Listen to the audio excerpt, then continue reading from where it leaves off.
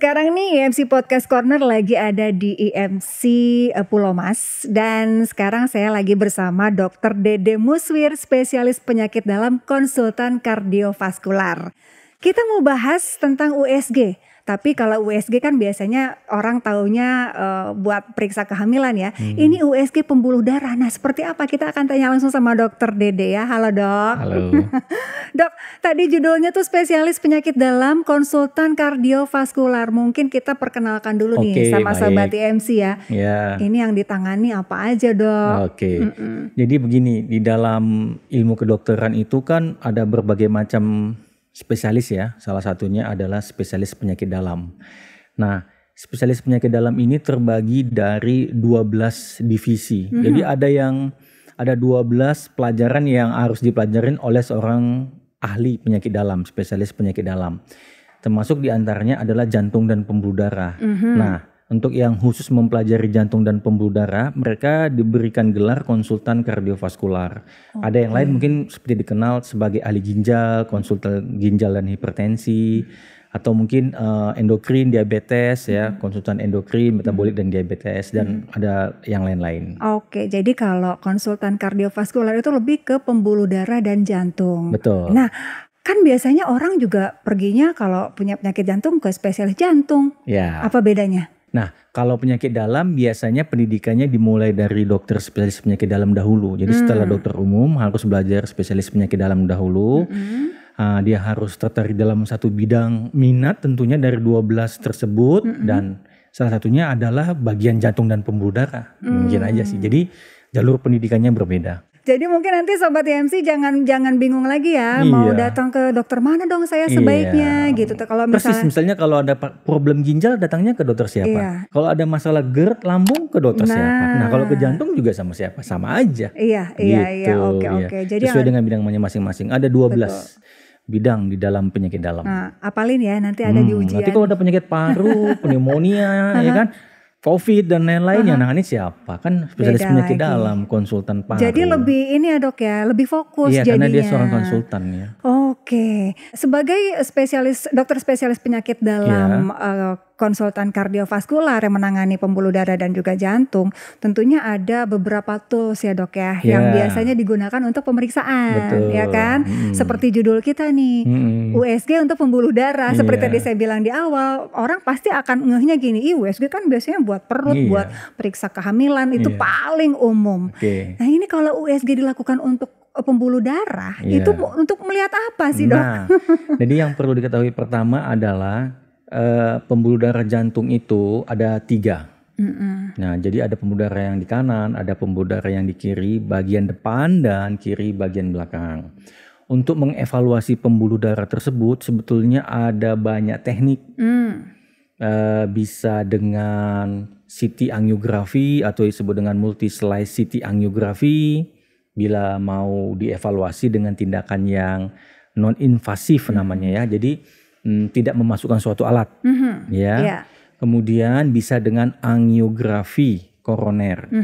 Mungkin orang awam mengenalnya sebagai kateterisasi jantung, walaupun sebenarnya nggak tepat-tepat amat ya, karena kateter itu kan alatnya, Cuman banyak kan orang bilang, habis dilakukan kateterisasi.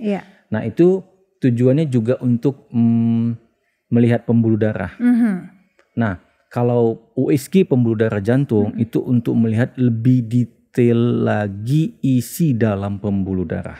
Berarti alat USG-nya pun berbeda dengan yang biasa digunakan untuk. Absolutely 100% Karena berbeda. Kan ini pembuluh darah itu lebih rumit, lebih detail. Iya betul. Jadi pembuluh darah itu ada 2 ya, arteri ataupun arteri dan vena. Nah kalau pembuluh darah arteri pada pembuluh darah jantung itu ada 3 lapisannya, luar, tengah dan bagian dalam itu ya. Nah itu harus dievaluasi.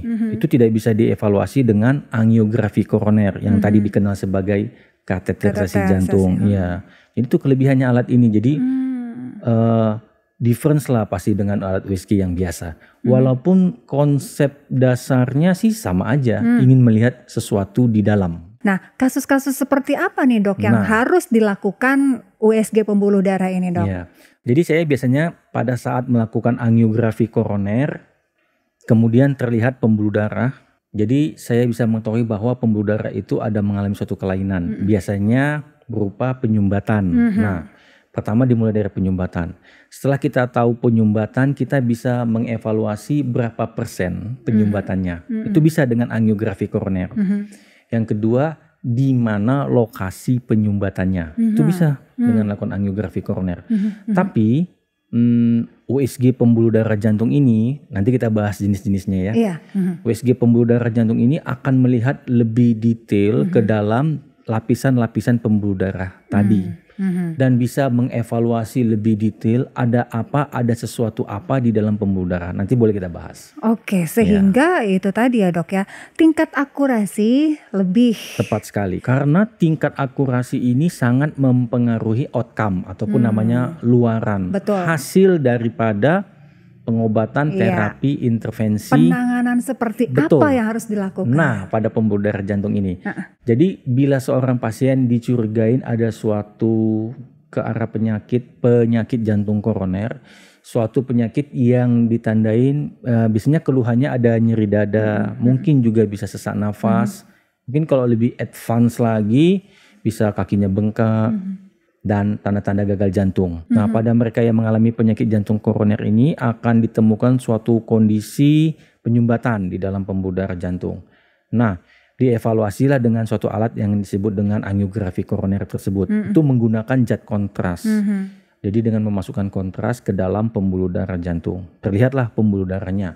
Kemudian untuk melihat adanya sumbatan bisa dengan angiografi koroner. Tapi untuk melihat secara lebih detail, lebih dalam, lebih clear, memastikan berapa persen pasti penyumbatannya, berapa ukuran penyumbatannya, tersumbat dikarenakan apa, bisa penyebabnya ada kalsium, bisa juga penyebabnya lemak. Jadi ada beberapa tipe ya dari ultrasonografi jantung ini.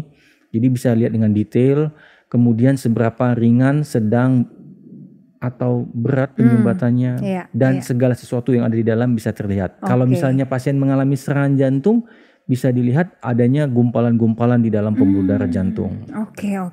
Jadi kalau angiografi koroner hanya lihat dari luarnya saja. Kalau USG kita lihat lebih dalam. Lebih Tapi, detail. Iya, dokter tadi kan mention sebenarnya ada jenis-jenisnya juga nih. Betul. Ya, USG ini ada yang namanya OCT dan IVUS, bacanya apa sih dok? Jadi pada saat ini untuk yang agak lama itu ada namanya IVUS ya, IVUS, intravascular ultrasound. Jadi konsepnya sama dengan USG ibu hamil sebenarnya ya, sama-sama ultrasound. Jadi menggunakan gelombang suara. Nah, dengan intravascular ultrasound ini saya sudah sebutkan tadi bahwa kita bisa bila alat tersebut dimasukkan ke dalam pembuluh darah jantung, jelas kita bisa melihat secara detail isi dalam pembuluh darah jantung. Jadi seberapa panjang sumbatan, seberapa penyumbatannya, di mana letak lokasi pastinya, sehingga waktu sedang pemasangan ring jantung atau stent gitu ya, dia bisa dipasang dengan tepat dan baik. Kemudian nanti kalau misalnya ada pengerasan, penyumbatan yang disebut dengan kalsifikasi, kita bisa lihat secara detail itu semua lesi ataupun penyumbatannya. Lesi ataupun penyumbatan tersebut, kalau kita bisa lihat detail, kita bisa punya strategi apa yang paling tepat untuk penanganan penyumbatan tersebut. Jadi nggak secara blind seperti angiografi koroner saja. Itu tadi IVUS, bedanya dengan jenis OCT itu apa dok? Jenis yang kedua yang lebih baru OCT, jadi optical coherence tomography. Secara gambar dia memang lebih detail, kemudian berwarna. Jadi tentu lihatnya lebih untuk dokter tuh justru lebih ini ya dok ya, jadi lebih jelas. Benar. Hanya saja dia juga ada kekurangan. Jadi apa tuh, dok? Kekurangannya pada waktu melakukan pengambilan syuting video tersebut membutuhkan zat kontras seperti angiografi koroner. Jadi angiografi koroner itu bisa melihat pembuluh darah karena dokter memasukkan zat kontras ke dalam pembuluh darahnya sehingga terlihat dengan jelas dan detail pembuluh darah seperti itu.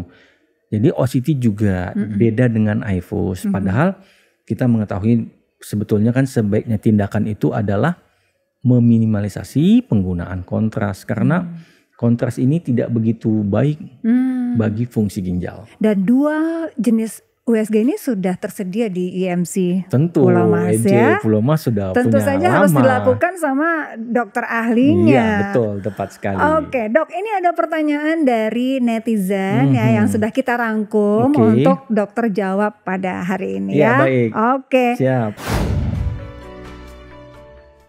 Oke, untuk USG pembuluh darah, ini prosedur dilakukannya seperti apa sih dok? Jadi untuk masalah prosedur, dia sama dengan seperti kateterisasi jantung biasa.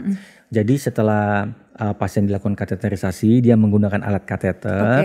Nah, nanti di dalam kateter tersebut dimasukin suatu wire, guide wire gitu. Nah, setelah itu nanti di dalam guide wire yang dimasukkan ke dalam pembuluh darah jantung, dimasukin kamera ini. Kamera ini nanti akan kita masukkan ke tempat lokasi yang mau kita evaluasi pembuluh darahnya. Evaluasi lokasi, kemudian evaluasi penyumbatan berapa persen, kemudian berapa ukuran pasti pembuluh darahnya. Karena kalau angiografi koroner hanya tebak saja, oh ini sekian gitu ya. Karena berdasarkan intuisi dokternya. Tentu dokter yang udah biasa melihat pembuluh darah memang udah exactly bisa menduga dengan secara pasti lah ya. Tapi untuk pastinya itu adalah dengan alat iFuse atau OCT ini untuk melihat pembuluh darahnya. Kemudian dalam juga ya, kalau misalnya ada sumbatan-sumbatan mesti diketahui itu sumbatannya jenis apa. Berat, ringan atau bagaimana di dalamnya itu memang harus menggunakan alat ini. Oke, jadi tugasnya kurang lebih sama seperti tim survei ya. Iya betul, ya. Tapi dia survei dengan sangat detail dan memberikan informasi yang sangat bermanfaat. Oke, next dok pertanyaannya, dok untuk kasus aritmia itu masalah detak jantung ya, irama jantung ya dok ya. Nah, ini biasanya lebih ke OCT atau iFuse? Nah ini harus dijelaskan nih kepada netizen. Jadi kalau untuk aritmia, jadi kalau di dalam bidang penyakit kardiovaskular tentu ada berbagai macam penyakit. Kita harus bisa membedakan penyakit. Satu, penyakit yang disebabkan oleh karena ada sesuatu di dalam pembuluh darah, makanya disebut dengan penyakit jantung koroner. Atau penyakit yang problemnya di sistem kelistrikan jantung, ya yang disebut dengan aritmia. Beda kasus. Beda jalur. Jadi gangguan aritmia dengan gangguan penyakit jantung koroner itu memang beda kasus. Walaupun mereka yang mengalami penyakit jantung koroner bisa mengalami gangguan aritmia. Yang lain kalau ingin tahu ya, penyakit yang lain bisa saja melibatkan katup jantung, ya. Kemudian yang lain bisa melibatkan otot jantung seperti kardiomiopati, ya.